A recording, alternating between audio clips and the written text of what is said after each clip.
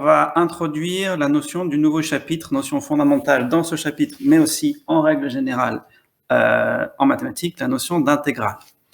Alors, aujourd'hui, on va juste introduire ce que c'est une intégrale, donner la définition et faire quelques calculs élémentaires.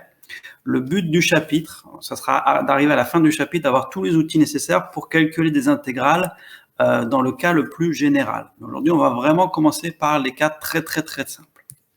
Alors, pour nous, une intégrale, ça va être défini à partir d'une aire. Donc, on va se donner un repère orthogonal OIJ. Alors, il n'est pas forcément orthonormé, hein, les deux axes n'ont pas forcément la même unité, par contre, on veut qu'il soit orthogonal. On veut que les axes soient perpendiculaires. Donc voilà, repère orthogonal, comme vous avez l'habitude, avec deux vecteurs I et J. Alors, quand on a un repère orthogonal comme celui-ci, on a naturellement une unité sur l'axe des abscisses qui est donnée par la norme du vecteur I, par la longueur du vecteur I, et on a une unité qui est donnée sur l'axe des ordonnées par la norme du vecteur J. D'accord ?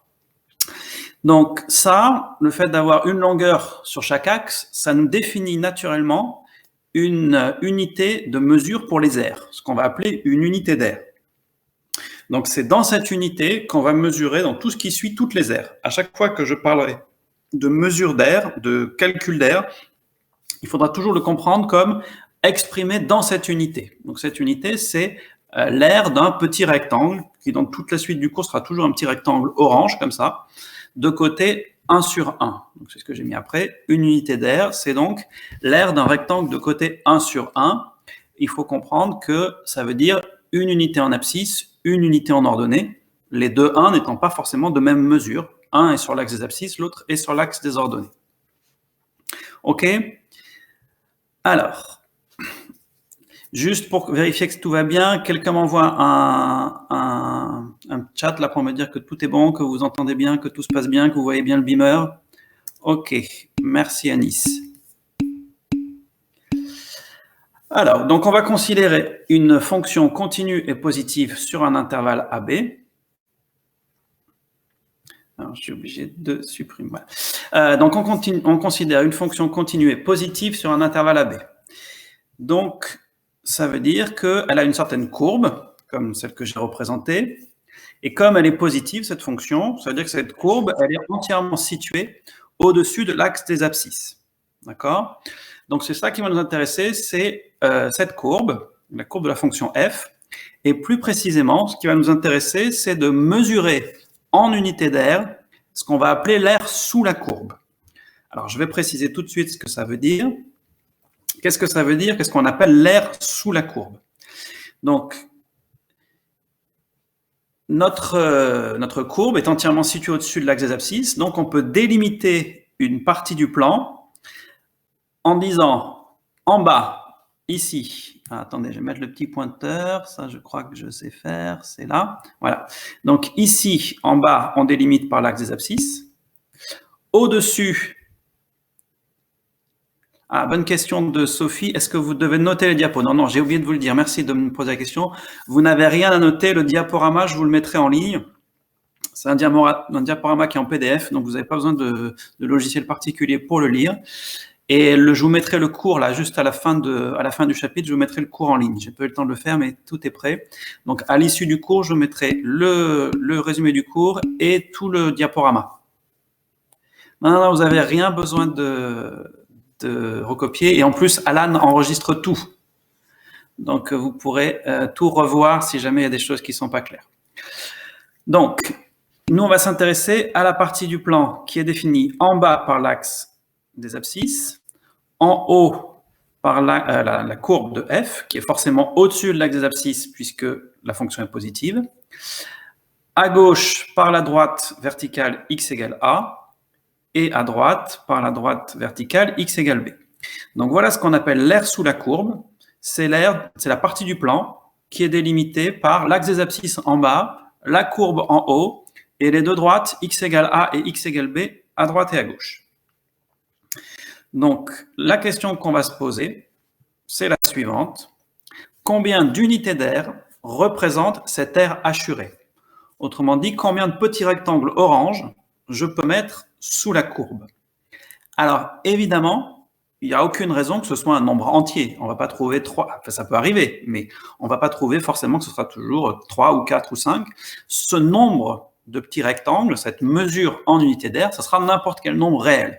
Donc ça peut être un entier, ça peut être un décimal, ça peut être un rationnel, ça peut être un irrationnel, ça peut être tout ce que vous voulez. D'accord? Par contre, c'est forcément un nombre positif, puisque ça va mesurer une surface, ça va mesurer une aire. Alors, définition. Donc pour l'instant, j'ai juste posé le problème, mais j'ai absolument pas dit comment on y répondait. D'accord? On va commencer aujourd'hui à répondre dans des cas simples, et puis tout notre chapitre, ça va être pour arriver à répondre à cette question. Comment mesurer cette aire? Donc, je pose la définition que vous aurez dans votre cours, soit f une fonction continue et positive sur un intervalle AB.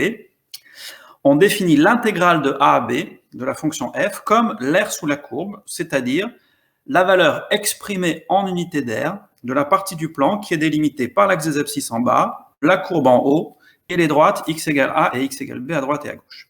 Donc ce qu'on appelle l'intégrale d'une fonction positive et continue, par définition, c'est l'aire sous sa courbe exprimée en unité d'aire. Alors tout de suite une remarque, enfin deux remarques en une.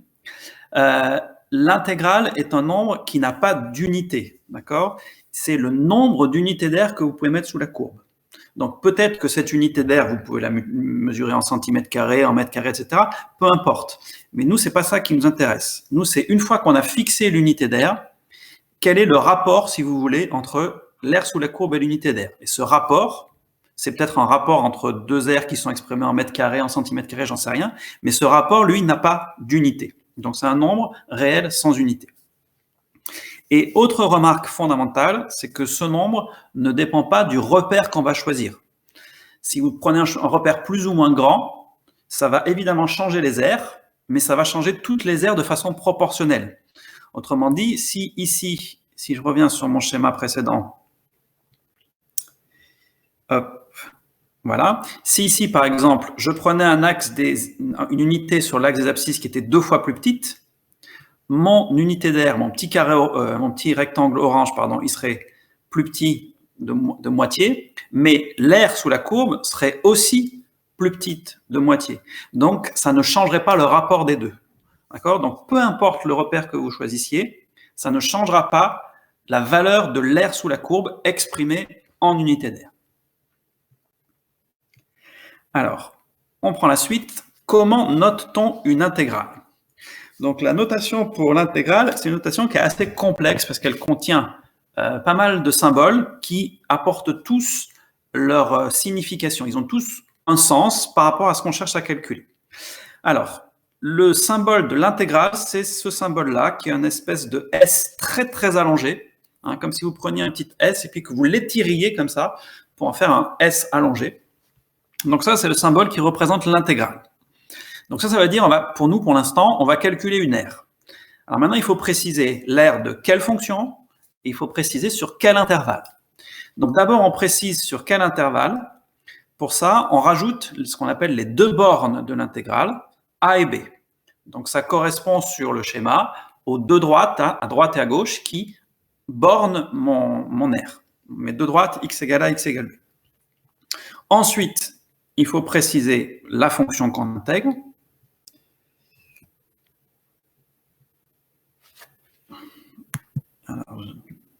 Voilà.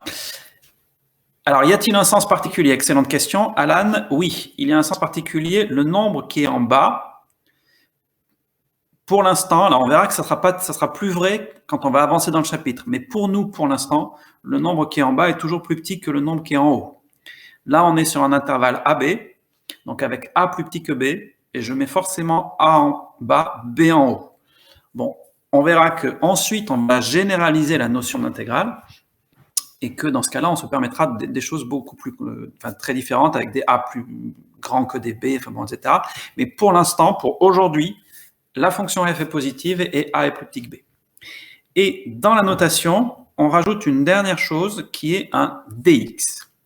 Alors ce dx, c'est ce qu'on appelle en mathématiques un élément différentiel. Je ne vais pas vous expliquer profondément sa signification parce qu'on n'a pas du tout les outils pour. Alors, ce dx, on l'a déjà rencontré dans le chapitre 6, et puis c'est quelque chose que vous avez déjà rencontré en physique. C'est le même dx que quand vous faites dv sur dt, quand vous calculez la vitesse, la dérivée de la vitesse par rapport au temps. D'accord ? Le dv, le dt, ce sont aussi des éléments différentiels. Ça représente, d'un point de vue physique, des petites variations. Alors, qu'est-ce qu'il vient faire là dans l'intégrale ? Pour aujourd'hui, je ne vous expliquerai pas vraiment son sens. Par contre, je vais juste vous donner deux intérêts qu'il va avoir pour nous. Le premier intérêt, c'est qu'il va préciser quelle est la variable d'intégration. Imaginez par exemple que la fonction f, ce soit une f de x égale x puissance n, par exemple. Si j'écris juste intégrale de a à b de x puissance n, je ne sais pas si ma variable c'est x ou si c'est n. Alors que si je mets l'intégrale de a à b de x puissance n dx, là je sais que la variable c'est x et que n c'est un paramètre mais qui n'est pas une variable de ma fonction. L'autre intérêt de ce dx, c'est en quelque sorte, si vous voulez, il vient refermer l'intégrale.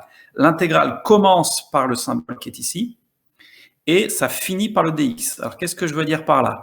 Eh bien, si j'écrivais, par exemple, l'intégrale de 1 à 3 de 2x plus 1, le plus 1, est-ce qu'il est dans l'intégrale ou est-ce qu'il est hors de l'intégrale ? C'est-à-dire, est-ce qu'il fait partie de la fonction qui m'intéresse ou pas ? On pourrait très bien écrire intégrale de 2x et à tout ça, ajouter plus 1. Ou on pourrait dire, on calcule l'intégrale de la fonction 2x plus 1. Donc, grâce au dx, vous savez où ça s'arrête. Si le plus 1 il est dans la fonction, on va écrire l'intégrale de 2x plus 1 dx. Si le plus 1 il est en dehors de l'intégrale, on écrira l'intégrale de f de 2x dx plus 1. Okay ? Donc vous pouvez voir ce dx comme quelque chose qui vous referme l'intégrale, qui à la fois vous précise quelle est la variable x et qui vous la referme. Donc on ne met pas la fonction entre parenthèses, j'ai pas eu le temps de voir tout ce que tu disais, Adrien. Donc, on ne met pas la fonction de parenthèse, c'est pas utile. On peut, rien ne m'empêche de faire intégrale de entre parenthèses 2x plus 1 dx, mais grâce au dx, c'est pas la peine de la mettre entre parenthèses. Est-ce que jusque-là, vous avez d'autres questions que celles qui m'ont été posées ? Non ? Très bien. Donc, je reviens juste pour refaire le bilan avant de faire les exemples. Notre situation, c'est une fonction positive sur un intervalle AB avec A plus petit que B. On la représente dans un certain repère. Peu importe ce repère, la seule chose, c'est qu'il doit être orthogonal. Les axes doivent être perpendiculaires. Ce repère nous donne une unité d'air, qui est le petit carré orange, le petit rectangle orange. Et on va chercher à mesurer ce qui est assuré sur mon dessin, l'air sous la courbe, en unité d'air. Alors, cela, donc, l'intégrale est une fonction en elle-même. Non, l'intégrale, c'est pas une fonction. L'intégrale, c'est un nombre. Quand je vais intégrer x carré entre 0 et 1, je vais trouver un nombre. C'est une fonction de f qu'on met dedans. Ce qu'on va mettre dans l'intégrale, c'est une fonction. Le f de x, c'est une fonction, mais le résultat, c'est une valeur. Donc, on va avoir une fonction, comme la fonction ici qui est représentée, cf. Et pour cette fonction-là, je vais chercher à calculer son intégrale. C'est-à-dire, je vais chercher à estimer l'air sous la courbe. Mais l'air sous la courbe, du coup, c'est un nombre, d'accord ? Et qui, évidemment, va dépendre de la fonction, qui va dépendre de A et de B. Par contre, il ne dépend pas du repère que je choisis. Une fois que j'ai choisi ma fonction, que j'ai choisi A, que j'ai choisi B, quel que soit le repère, ce nombre est toujours le même. Autre question ? Non ? Ok. Alors, on passe aux exemples. Vous allez mieux comprendre dans les exemples. On va faire des exemples deux exemples vraiment très faciles, un peu plus compliqués, mais ça vous illustrera bien ce qu'on essaye de calculer. Donc, notre but, voilà 3 exemples de calcul intégral. I1, c'est l'intégrale de moins 1 à 5 de 4 dx. I2, c'est l'intégrale de 0 à 3 de 2t plus 1 dt. Et I3, c'est l'intégrale de 0 à 1 de racine de 1 moins u carré du. Alors, vous pouvez tout de suite voir que j'ai pas le même nombre de variables. Ici, j'ai pris x, ici, j'ai pris t, ici, j'ai pris u. Et c'est l'élément différentiel, le dt, le du, le dx, qui qui me précise quelle est la variable dans ma fonction. Alors, allons-y. Donc, je vous ai dit, calculer une intégrale en général, ce n'est pas une chose simple. Le but de notre chapitre, ce que je vous ai dit en introduction, ça va être d'avoir les outils nécessaires pour calculer une intégrale dans le cas général. Mais il ne faut pas s'attendre à ce qu'on arrive à calculer toutes les intégrales qui existent. Hein. Et il y a des intégrales que personne ne sait calculer. Donc, on va pas non plus, je ne prétends pas non plus qu'à la fin du cours, on saura faire tout ce qui est possible et imaginable, mais on va quand même arriver à calculer pas mal d'intégrales. Aujourd'hui, on se concentre, avec ces 3 exemples simples, uniquement sur la définition. Donc pour nous, pour l'instant, une intégrale, c'est juste l'air sous la courbe exprimé en unité d'air. Donc premier exemple, I1 égale l'intégrale de moins 1 à 5 de 4 dx. Alors, c'est un exemple un peu particulier. Ici, cette fonction, qu'est-ce qu'elle a de particulier? C'est une fonction qui est constante. Il n'y a pas de x dedans. Donc ça veut dire que ce qu'on va regarder, c'est simplement la fonction f qui à x associe le nombre 4 entre moins 1 et 5.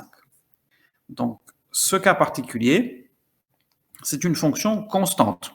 La fonction f, elle prend toujours la même valeur, quelle que soit la valeur de x, f de x, ça vaut toujours 4. Donc une fonction constante, d'un point de vue graphique, c'est représenté par un segment de droite horizontale. Donc c'est ce que je vous ai représenté sur le schéma suivant. Voilà la courbe de f. Comme c'est une fonction constante, bah c'est bêtement un segment horizontal sur l'intervalle moins 1, 5. Ici, je l'ai représenté dans un repère orthonormé. J'ai choisi la même unité en ordonnée en abscisse. Ça n'a aucune importance. Donc ici, pour nous, une unité d'air, ce sera un petit rectangle, comme ça, 1 sur 1. Oui, Louise, ça va être ça la réponse, mais laisse-moi finir. Donc, ici, ce qu'on va compter, c'est l'aire sous la courbe, c'est-à-dire, ce qui nous intéresse, c'est l'aire d'un rectangle ici.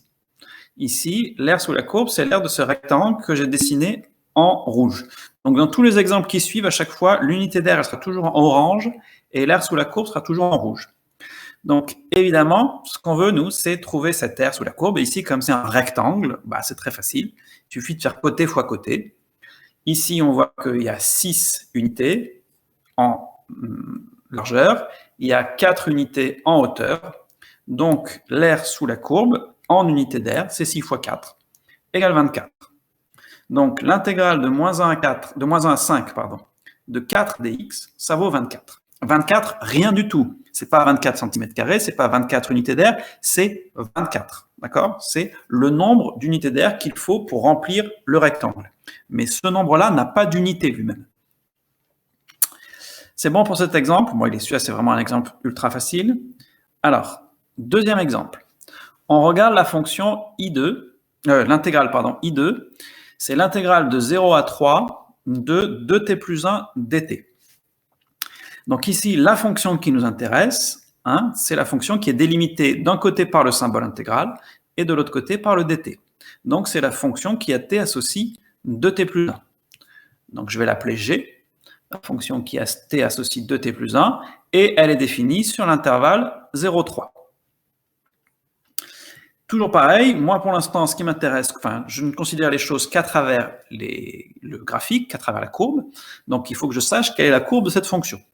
Ici, c'est une fonction affine. Donc comme c'est une fonction affine, sa courbe, c'est un segment de droite. Alors je l'ai représenté ici. Remarquez au passage que là, je n'ai pas pris un repère orthonormé. Simplement parce que je n'avais pas la place. Je ne pouvais pas faire, ou alors j'aurais été tout petit, mais peu importe, je prends le repère qui m'arrange. Donc là, j'ai pris un repère avec une unité en abscisse qui est plus grande qu'une unité en ordonnée, mais peu importe. Donc voilà, mon unité d'air est ici, et ce que je dois déterminer, c'est l'aire sous la courbe. Donc ici, c'est l'aire d'un trapèze rectangle. D'accord? Donc c'est un trapèze, parce que ici, vous avez ce côté qui est parallèle à celui-là. Donc le quadrilatère ici forme un trapèze. Et il est rectangle parce qu'il y a un des côtés ici qui est perpendiculaire aux deux côtés parallèles. Alors, comment mesurer l'aire d'un trapèze rectangle? Alors, vous avez plusieurs façons de faire. Une façon de faire, c'est de découper ici, là, vous coupez-la, selon ce que je suis en train de dessiner, et ça vous fait en dessous un rectangle, qui a pour R 3, et au-dessus, ça vous fait un triangle rectangle, ou un demi-rectangle, si vous préférez, c'est facile à calculer.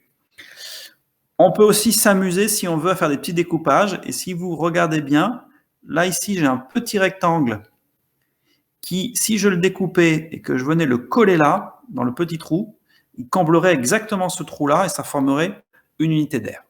Bon, on ne va pas s'amuser à ces petits découpages, on va utiliser la formule générale que je vous ai rappelée, qu'on avait déjà vu dans un exercice sur les fonctions, comment on calcule l'aire d'un trapèze en général. On avait vu l'aire d'un trapèze en général, c'est petite base plus grande base fois hauteur divisé par 2.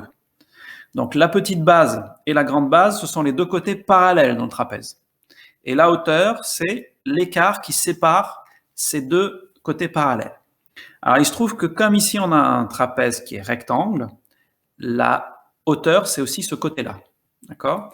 Donc la petite base ici mesure 1, la grande base ici mesure 7, et la hauteur mesure 3.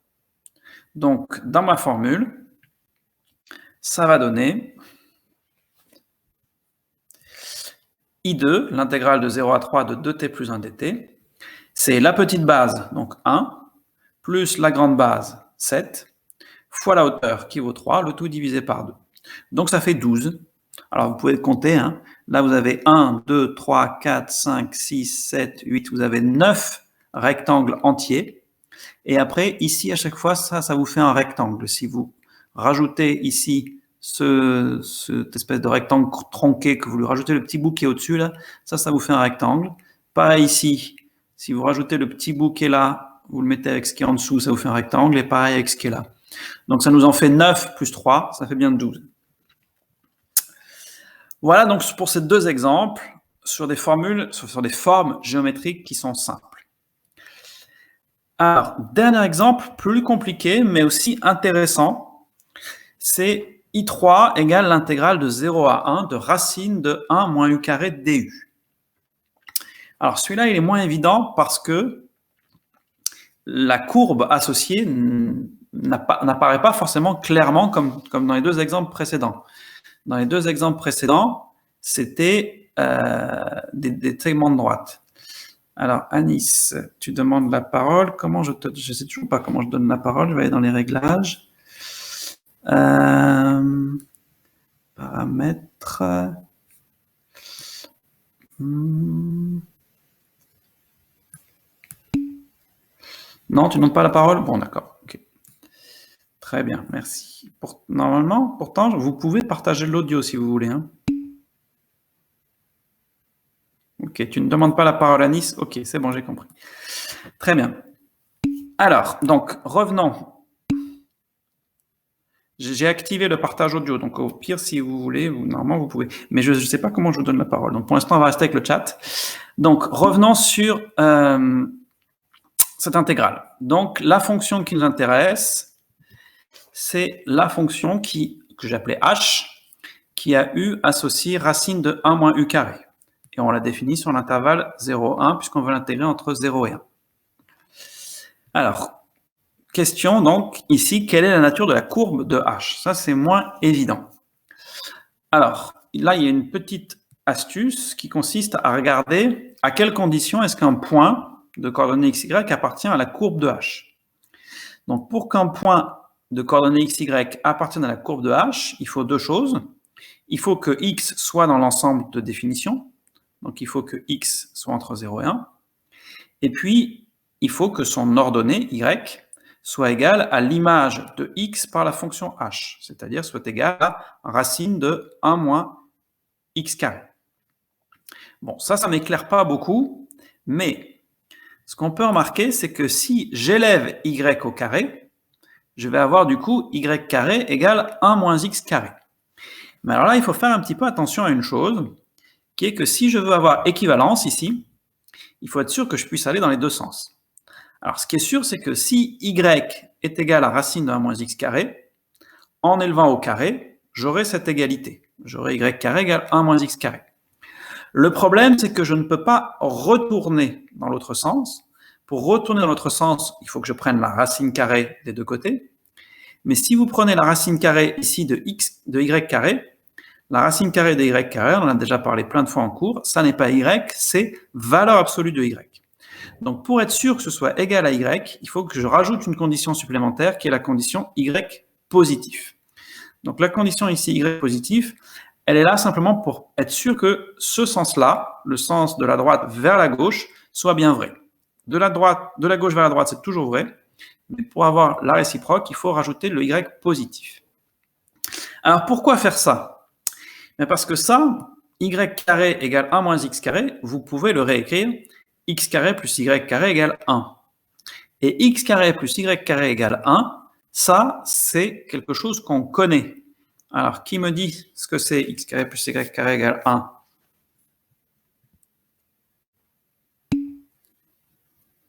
Un cercle, oui, Adrien. Plus précisément, quoi comme cercle?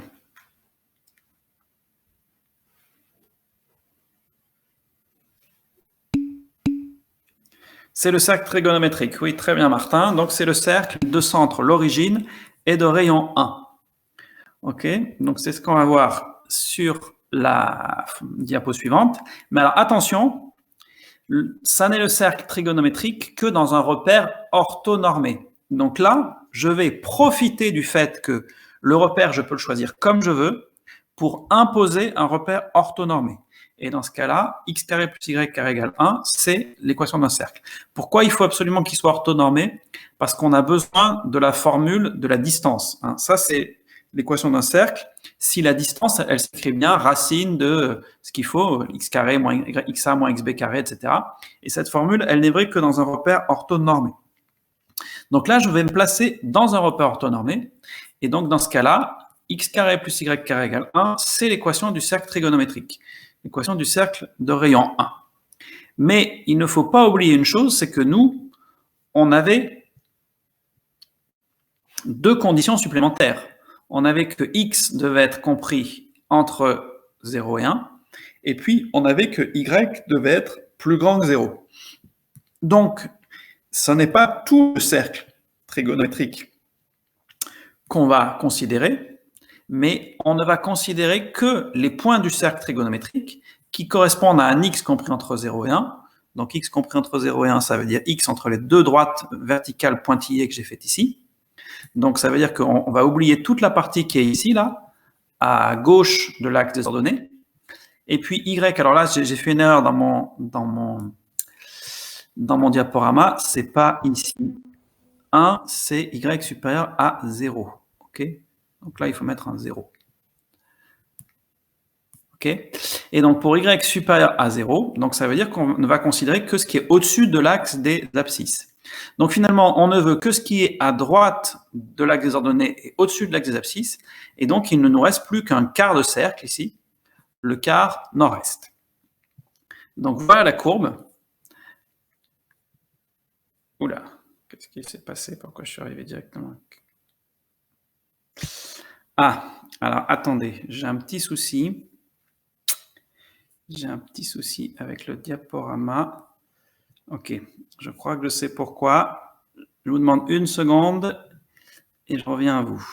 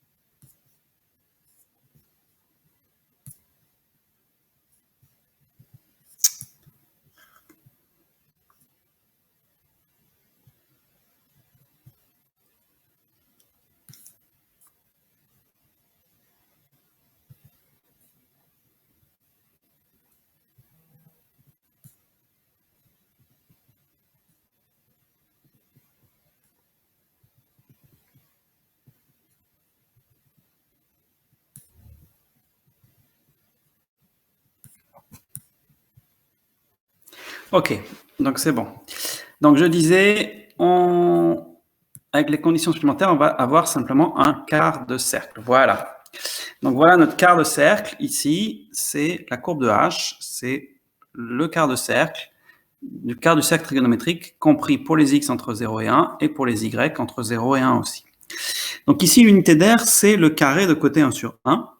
Et ce qui va m'intéresser, c'est donc de trouver l'air sous la courbe, c'est-à-dire en fait, ça correspond à l'air d'un quart de disque de rayon 1.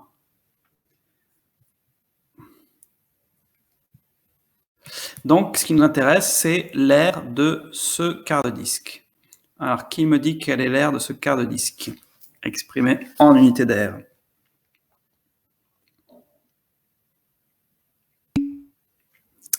Pi sur 16, Solal? Non, c'est pas pi sur 16.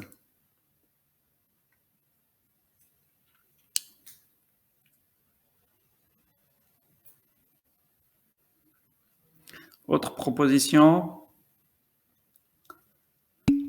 Bah, c'est quoi la pi sur 2? Non plus. C'est quoi l'air d'un disque? Vous connaissez la formule de l'air d'un disque quand même, c'est quoi? Si j'ai un disque de rayon R, quel est son rayon? C'est pi fois R carré, oui. Très bien. Et donc ici, le rayon, c'est combien?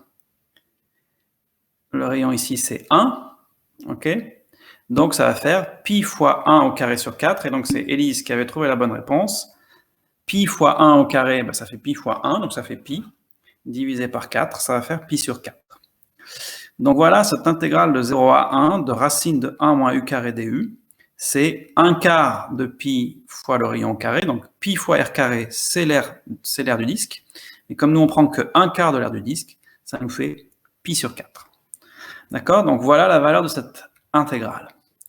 Donc dans ces trois exemples, on a toujours utilisé que la définition, c'est-à-dire j'ai une fonction positive, son intégrale, c'est l'air sous la courbe, et on a essayé, sur ces exemples, de calculer cet air sous la courbe. Alors, vous vous rendez bien compte que ça va être très vite limité. Ne serait-ce qu'un exemple tout bête, si je vous demandais là, quelle est l'intégrale de 0 à 1 de la fonction x carré, intégrale de 0 à 1 de x carré dx, eh ben, avec ma définition, on est incapable de le trouver. Et donc, notre but, ça va être d'arriver à avoir des moyens pour calculer ça. Et petit à petit, on va s'éloigner de la définition géométrique, on va s'éloigner du fait que l'intégrale, c'est l'air sous la courbe, pour l'interpréter autrement, faire le lien avec d'autres notions, et au final, à la fin du cours, finalement, vous ne ferez plus jamais de dessin, et vous n'aurez plus jamais besoin de faire tout ce qu'on vient de faire aujourd'hui. Mais c'est important de le faire pour que vous compreniez comment est défini cet objet, qu'est l'intégrale, et surtout, on verra mardi le lien fondamental qu'il y a avec la notion de primitive, et ce lien, il est basé sur les aires. Donc, si vous n'avez pas bien compris qu'une intégrale, c'est une aire, vous n'allez pas comprendre ce qu'on va faire mardi. Donc, c'était important qu'on fasse ces petits exemples. Alors, pour terminer, quelques remarques. Le premier exemple qu'on a fait, quand on a intégré 4 entre moins 1 et 5, donc on a intégré une fonction qui est constante. Alors en fait, le calcul qu'on a fait, il est valable pour n'importe quelle constante. Quand vous intégrez entre a et b une constante m, alors j'ai mis dx, mais peu importe, hein, quelle va être la fonction associée? La fonction associée, c'est f de x égale m. f de x est constante égale à m. Donc sa courbe, ça va être une droite horizontale. Et donc l'aire sous la courbe, ça va être l'aire d'un rectangle. Et ce rectangle, il a pour base b moins a, c'est la longueur de l'intervalle AB, hein, puisque j'intègre de a à b, ça veut dire que je vais de a jusqu'à b, la longueur c'est b moins a. Et puis la hauteur de mon rectangle, ça va être la hauteur où se trouve la droite horizontale, donc c'est m. Et donc l'intégrale d'une constante entre a et b, c'est toujours m fois b moins a. Alors, autre remarque fondamentale, c'est tout bête, mais c'est vraiment important que vous l'ayez compris, c'est que dans la notation intégrale de a à b de f de x dx, la variable x, c'est ce qu'on appelle une variable muette. C'est-à-dire que, en fait, son nom n'a aucune importance. Et si vous écrivez l'intégrale de a à b de f de x dx, c'est la même chose que si vous écrivez l'intégrale de a à b de f de t dt, c'est la même chose que si vous écrivez l'intégrale de a à b de f de s ds, et vous pouvez mettre n'importe quelle lettre, évidemment, pourvu que ce soit la même ici et là. Alors, ça, c'est facile à comprendre. Si vous réfléchissez, la fonction qui est x associe x carré plus 3, qu'est-ce que ça veut dire? Ça veut dire que c'est une fonction qui prend un nombre x et qui, à ce nombre x, associe son carré plus 3. Mais que ce nombre, vous l'appeliez x, t ou s, bah, tout ça, ça définit la même fonction. X donne x carré plus 3, ou t donne t carré plus 3, ou s donne s carré plus 3. Tout ça, c'est la même fonction. Donc, que vous intégriez f de x dx, ou f de t dt, ou f de s ds, c'est la même intégrale. Donc ça, c'est important parce que vous allez voir que des fois, on aura une fonction de x, mais quand je vais calculer l'intégrale, je vais prendre t à la place de x pour pas qu'on soit perdu par la suite. Il ne faudra pas que ça vous gêne. C'est pas parce que la variable, elle s'appelle x dans la définition de f que je suis obligé de l'appeler x quand je calcule l'intégrale. Donc parfois, je changerai de lettre. Vous comprendrez pourquoi quand on le fera. Voilà, ben, écoutez, merci de m'avoir écouté. Ça a été plus rapide que je pensais. J'espère que je n'ai pas été trop rapide. Est-ce que vous avez des questions à me poser? Alors, ça peut être des questions sur le cours qu'on vient de faire, évidemment, dans un premier temps. Et puis, si jamais il y en a qui ont des questions sur le chapitre qu'on vient de faire ou en général, sur tout ce que vous voulez, je peux vous y répondre. Alors, à quand le prochain cours? Alors, on fera un autre cours mardi matin. Enfin, en fait, matin, après-midi, ça m'est égal, c'est comme vous voulez. Je dis mardi parce que d'habitude, on a cours mardi matin, mais voilà. Il faut juste me laisser le temps de faire le prochain diaporama parce que c'est vraiment long de faire des diaporamas. Là, ça m'a pris presque pas la journée, mais ça m'a pris beaucoup de temps hier pour faire ce diaporama. Bon, surtout qu'il y a beaucoup de figures à faire, donc c'est long.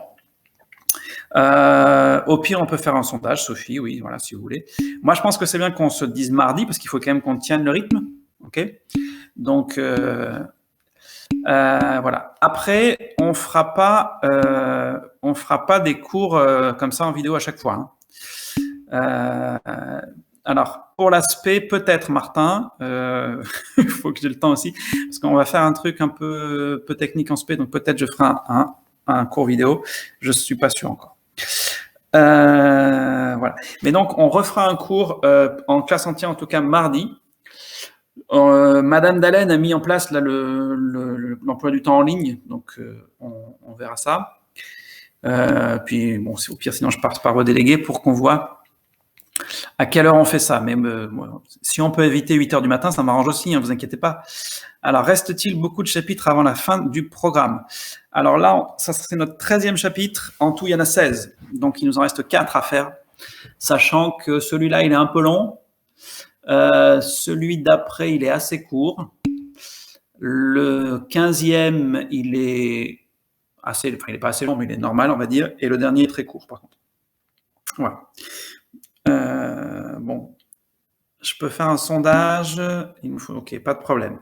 Organisez-vous comme vous voulez. Voilà, on dit mardi, et puis mardi 10h, par exemple, Sophie, ou une autre heure.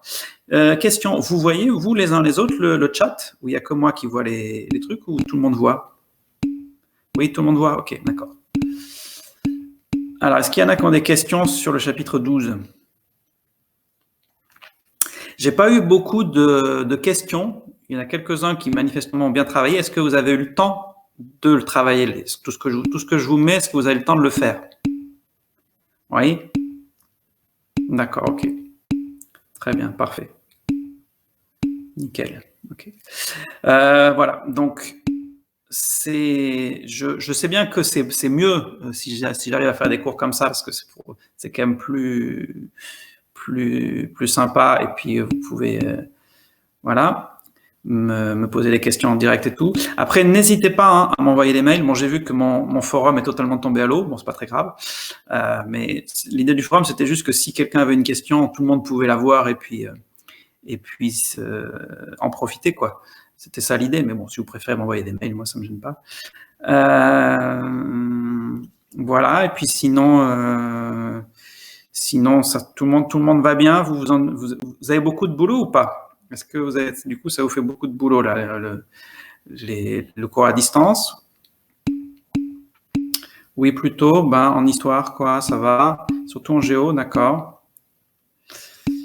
On a pas mal de DM, d'accord. C'est gérable, ok.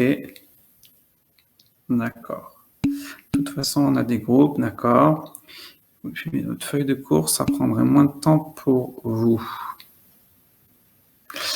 Je comprends pas trop ce que tu veux dire, Martial. Parce que moi, je veux bien, on peut lire le cours ensemble, mais l'idée d'un diaporama, c'est quand même de faire avancer les choses petit à petit, de vous expliquer. Mais après, on peut, si vous voulez, je peux juste faire. Mais ce qu'il y a, c'est que c'est quand même non, ça marche pas parce qu'il faut quand même que je vous tape tous les exemples et les corriger. Dans le poly de cours, il y a juste la base, il y a juste la trame du cours.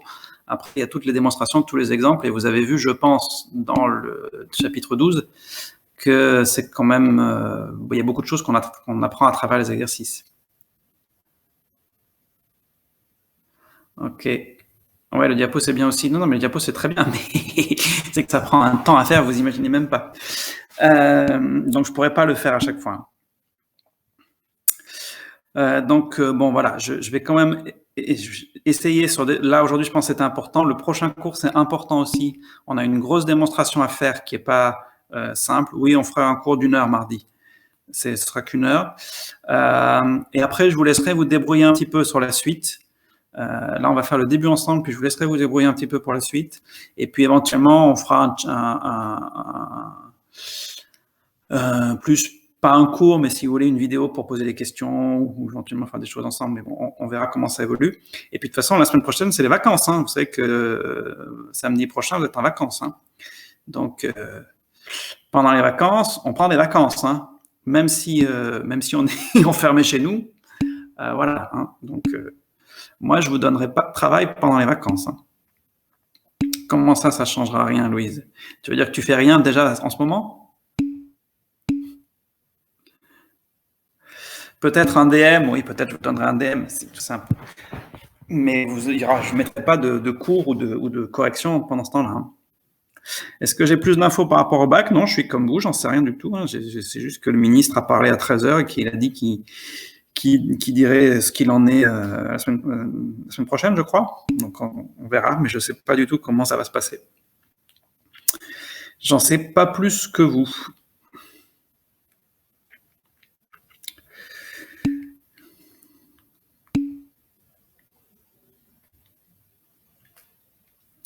Guillaume dit j'aime les cours. Qu'est-ce que ça veut dire, Guillaume? Tu préfères venir en cours? Tu veux dire c'est mieux que de rester chez toi? Oui, n'oubliez pas de confirmer vos vœux Parcoursup, effectivement. Avant le 2, c'est ça, le 2 avril, la date?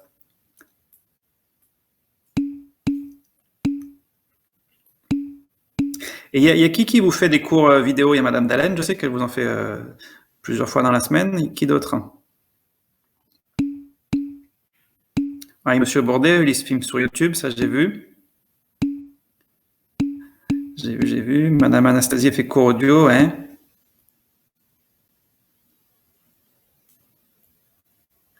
Que vous ne puissiez pas consulter la fiche à venir, je pense que c'est normal parce que vous ne pourrez la voir qu'une fois qu'elle sera validée. Et nous, on peut la modifier jusqu'au 2 avril. Donc, je pense que c'est normal que vous ne la voyez pas. Ok, d'accord. Et en physique, du coup, Monsieur Laureau, il vous envoie des polis?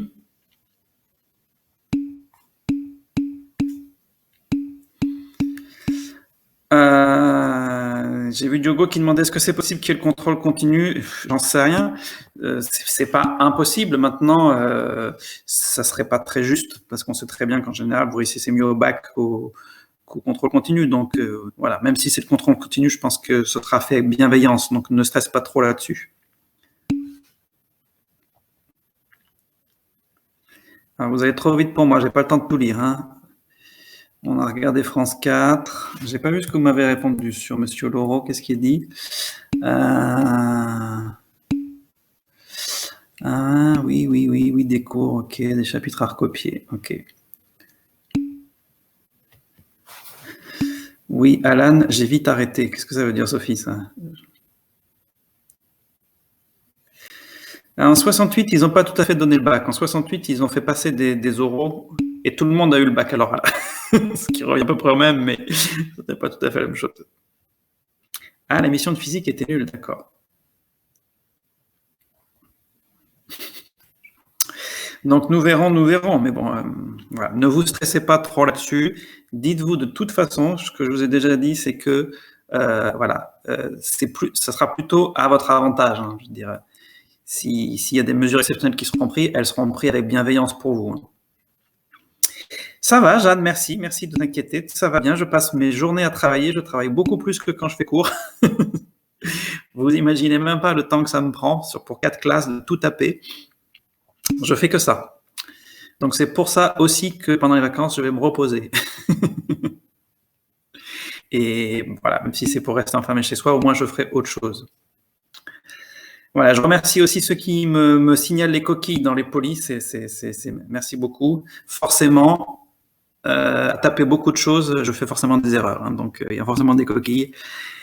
Et donc, merci de me le signaler et je les corrige dès que vous me dites. Voilà, mais surtout, n'hésitez pas, si vous avez des questions, quoi que ce soit, de m'envoyer des mails. J'y réponds en général assez vite. Et puis, on se revoit de toute façon mardi. Merci, prenez soin de vous aussi. Voilà, travaillez raisonnablement. Et puis, voilà, je suis très content. On était 33 sur 34. Bravo à vous. Bravo pour votre sérieux. Et puis, on se dit à mardi. D'accord ? Vous me direz à quelle heure vous voulez qu'on se retrouve.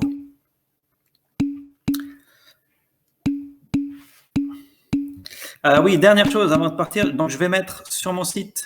Ah, il manque Ibicente, d'accord. Je vais mettre sur mon site le diaporama si vous voulez le revoir. Il y a les exemples dans le diaporama, donc refaites les exemples, c'est quand même important. Et puis, je vais mettre donc le poly du cours et je vais vous donner 2 ou 3 exercices pour vous entraîner à calculer des intégrales sur des exemples simples comme ceux qu'on a fait aujourd'hui. Okay. Donc là, je fais ça tout de suite. Je mets mon site à jour et puis voilà. Ok. Bon, arrêtez de vous balancer les uns les autres là. Et puis voilà. Portez-vous bien, prenez soin de vous et puis on se retrouve mardi. Ok. Allez, au revoir à tous.